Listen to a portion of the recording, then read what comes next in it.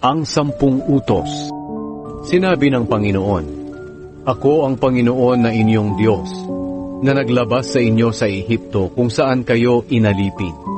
Huwag kayong sasamba sa ibang mga Diyos, maliban sa akin.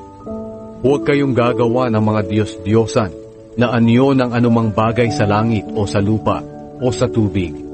Huwag ninyo itong paglilingkuran o sasambahin.